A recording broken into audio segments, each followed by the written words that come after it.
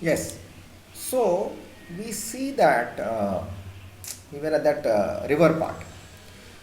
So the running water in the river erodes the landscape, and when the river tumbles at a steep angle or even a very hard rocks or downstep the valley, it forms a waterfall.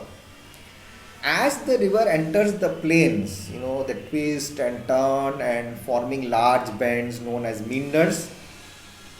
Huge bend, it turns and goes away, goes into some village and then turns. We think that river is coming from there. So these are called meanders. They are huge bends due to continuous erosion and deposition of uh, silt, sand, mud becomes on the sides of this meander. The ends of the meander's loop come closer and closer.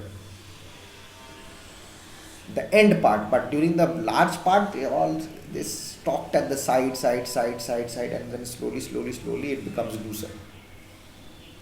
The meander loop, the turning point, cuts off from the river and forms a cut of lake. The river goes away and that water goes into that cut and forms a type of pond or a lake, also called an oxbow lake, which is there in class 10. It's called an oxbow lake. At this time, the river flow, sometimes rivers overflow their banks. This leads to the flooding of the neighboring areas. Rivers water can't hold on, so it goes over their heights, and it leads to the flooding in the neighboring areas. As it floods, again it deposits a fine layer of soil and other materials called sediments along its banks. Everything is happening there. This leads to the formation of a flat, fertile floodplain.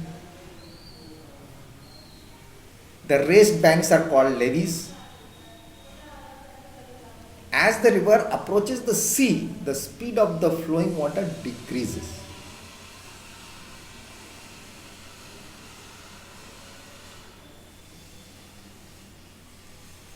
Decreases, and the river begins to break up into various number of streams called distributaries.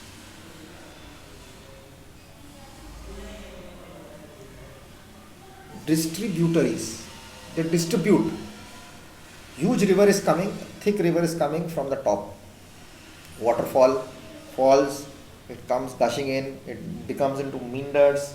Oxbow lake comes in, it goes down, the speed is still going, and just as it comes more to the level of the sea, it starts breaking up.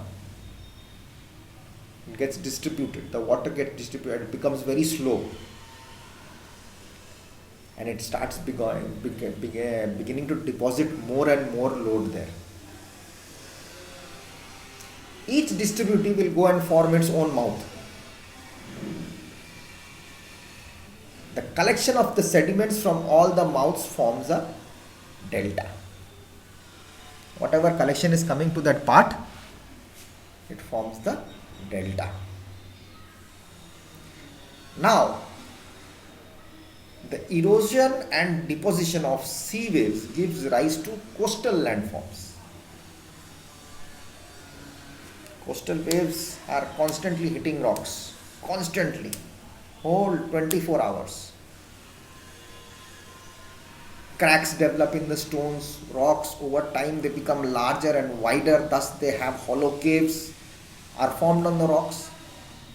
These are called sea caves. Right?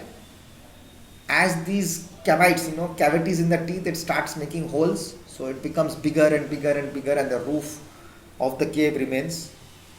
It becomes like an arc. These are called sea arcs. Further erosion also breaks the roof and only the walls are left. These walls are like features, straight pillars. They are called stacks. The steep rocky coast rising almost vertically above the sea water is called the sea cliff. Just above the water, straight rock is there, cliff is there, and the sea is down. Now the sea also saves deposit sediments along the shores, forming beaches. The sand which it brings in, the sea beach, is there of the sea. That is the work of the sea waves. Okay. What is the work of the ice? Now, glaciers are rivers of ice. There is no water. Water is below. The top part gets frozen, which to erode and the landscape by bulldozing soil and stones to expose the solid rock below the glaciers. Carve deep hollows there. Bulldozing soil, trying to take out the snow, the ice, and going down. As the ice melts, they get filled up with water and become beautiful lakes in the mountains.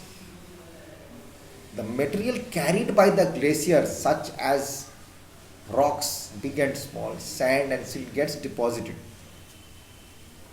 These deposits form glacial moraines in that whole part. Got it? Where will that go? That is there only. Work of the wind. If we come to think about, like, there is the work of the river in your book, and we have the work of the sea waves, and then we have the work of moving ice, and then we have the work of the wind. So I am nowhere wrong. It's okay, fine. I am going in the right track. Have you ever gone to a desert?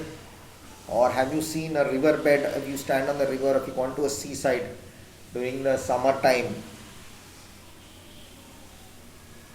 best is the desert. An active agent of erosion and deposition in the deserts is the wind. Suppose you see a sand hill in the evening, that hill is not there, that hill is moved on.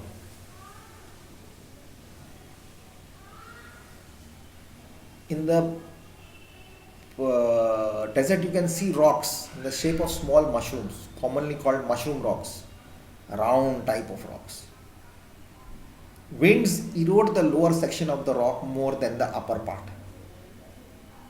That's why they have the narrower base. Wind, sand is moving away. Sand, wind, constant wind is blowing in the desert. There's nothing else there except wind. That's why they have a narrower base and the top is much more. When the wind blows, it lifts and transports the sand from one place to another. When it stops blowing, the sand falls and gets deposited in a low hill-like structure. These are called sand dunes. If you are in a sandstorm, you won't be able to see.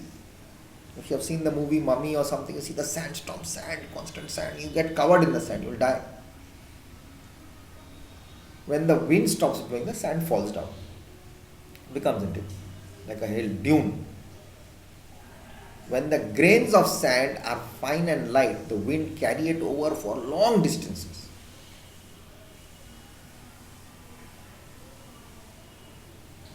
When such sand is deposited in the large areas, it is called loess. Loess, okay?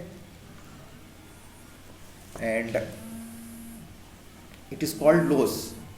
Large deposits of loess is found in China. We'll keep it till there and study till here, read till here. In the next class, we'll come and talk about this. I'll give you much more explanation. I'll read through the book, but till that time, you are going to read this. Okay? Till that, take care. Bye bye. God bless.